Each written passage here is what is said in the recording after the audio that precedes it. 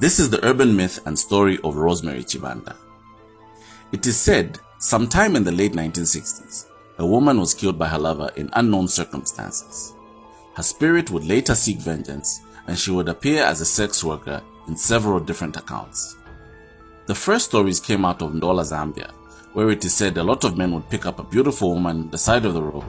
One thing would lead to another, and these men would end up with some or all of their teeth missing.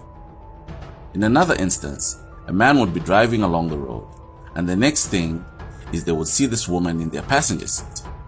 In both instances, she would disappear into thin air just as fast as she appeared. Other men said that they would pick up this lady who would solicit her services as a prostitute, and when things got hot and heavy, they would all of a sudden find themselves at the nearest graveyard in unexplainable circumstances. One man said he once picked up this lady, and after a few minutes, he noticed that she had goat's feet, causing him to almost crash the car. This woman was named Rosemary Chibanda.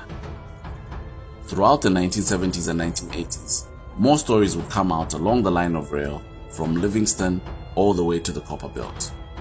More and more people would say that this extremely attractive lady would frequent various bars around Lusaka and always left with men who were never seen again. Even women were said to have encountered Rosemary, but many of the women said Rosemary would explain to them that they should never fear her because she was merely looking for the man that took her life. So many stories, so many different versions existed that some people believe that women began to use this myth as a way to keep their husbands in check to not sleep around. So much fear was widespread that even the government had to reassure the public that it was just rumors.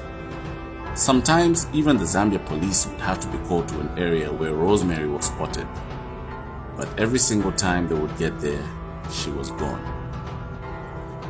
Eventually, these stories would die down and life in the country would come back to normal. But isn't it ironic that the special investigation in Milton Sipalo's case was named Operation Rosemary? I wonder if there is any connection.